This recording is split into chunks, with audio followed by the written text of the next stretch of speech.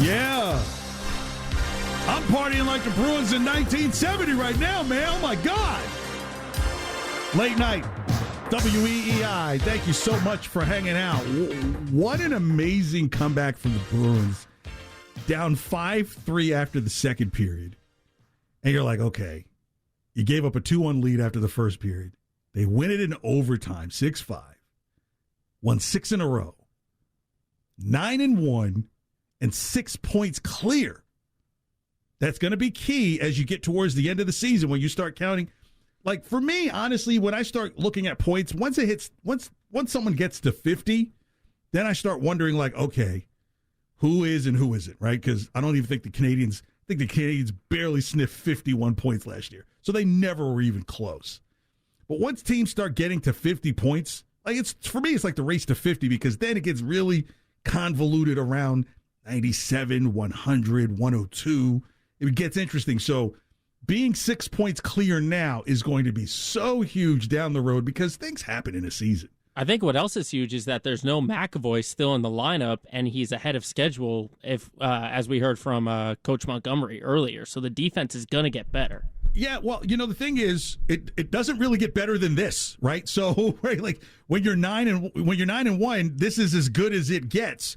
So if this is what it is right now, you would almost want to say, like, hey, maybe there's some things that we can consider to not tinker with or move people in slower because of what you have going on. Like, literally, the only loss the Bruins had is because the opponent scored first, right? They were 1-1. They're now 2-1. And we're only lost their games when they were trailing after 1 and after 2. And they were literally trailing after 2 and still won the game. They even have a tie after trailing after 2. It's just amazing. So, again, with the Celtics and them doing pretty good, I kind of worry about them a bit, with their size. We may be looking at a pretty good November from both the B's and the C's, and that will be totally enjoyable considering what the P's are not doing. They're taking L's. So maybe just to kind of get a breather from what's going on down in Foxborough, the C's and B's in November can kind of mask some of that pain that some of us are going through. I haven't gone as a Halloween. The last time I went as a Halloween character, and this is a long time ago, I went as Rick James when the Chappelle Show was hot. So I don't know how long ago that was. After that, I stopped dressing up, and then even once I had a kid, I didn't dress. She doesn't ask me to dress up. Like, she did Doc McStuffings at like 6.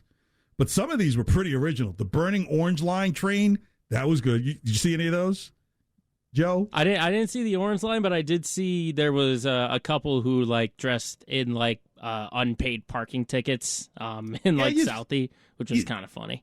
But you've seen those before. The whole thing, I think, what's getting creative is like someone dressed as Nick Cannon and had like a bunch of baby dolls around him.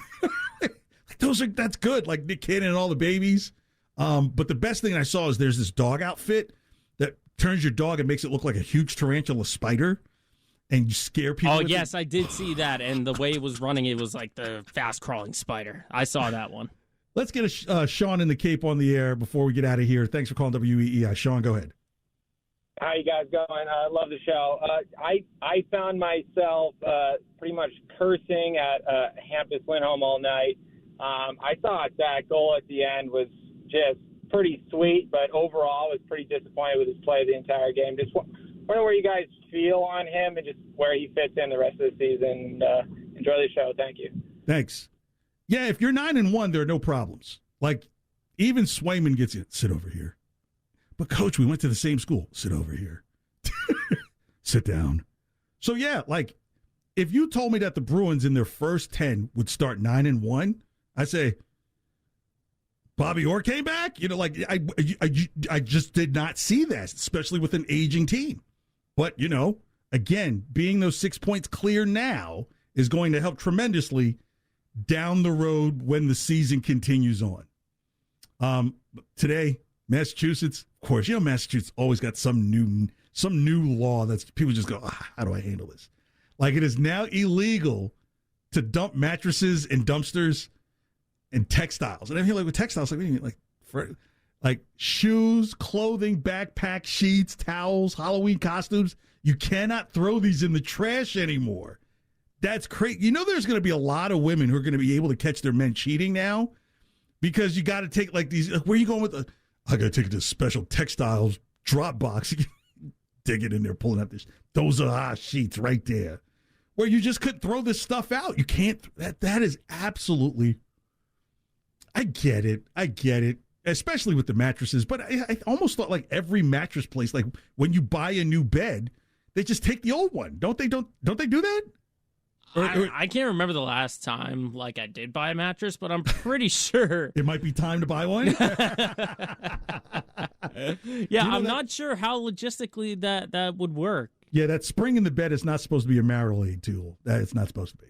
Yeah, it's just going to be. This one's going to be tough, especially the sheets and the towels, because you're so used to saying, like, you know, like, what do you, like, you're really going to take your sheets and towels down? People will eventually get to it. People will say this is the same thing when you had to separate brown glass from green glass from clear glass and separating your cartons and putting those together with cardboard and everything like that. I totally get it. But I think it would really be more on the mattress side, right? Because anybody who lives in an apartment complex just knows when, like, okay, they just emptied our dumpster yesterday. Who's the strange guy who's just pulled up with 4 trucks of furniture, dumping it? It's because of them. It's not because of shoes and clothes. Shoes, I've always kind of done the good. You know what? Actually, I keep my shoes. I've same here, yeah. Shoes. I've overrun with shoes. I think this is how. So I bought the very first pair of Jordans when they came out with my grass cutting money. We're going way back. Used to have a lawn cutting service with me and my buddy going around. They were $55. I had those original Jordans until, I'd say at least 10 to 15 years later. Not thinking anything about like what sneakers would go for. Now, like, now you just know there's going to be some mad girlfriend, some sneakerhead. Girl, come on, let's go. Where we get all them shoes? Going to the textile drop box. Girl, you took my stuff down to the drop box. I'm going to kill you. Well, that's not funny because that implies like a domestic situation, and that's not really fun. If you've been here for the last couple of hours, you can always hear the show in replay at Odyssey app. It's free. Type in WEEI 93, or you can just put it like 93.7 Boston. It'll bring you to WEEI. You can play it back in rewind or save it for later to listen to. You can hear past shows as well. Also, you can tell your smart speaker, Alexa, hey, play the new 93.7. Oh, my gosh. Okay, Joe, so what just happened was I was used to that cadence at another station that I worked here in the market, and it almost came out of my mouth.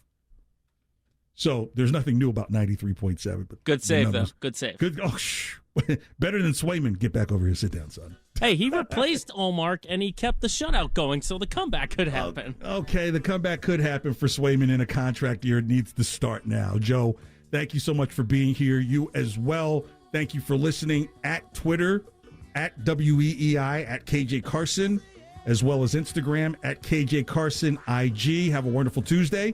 We'll do it again tomorrow night. See you. Turn it up, Joe. Can you see what's going down in you?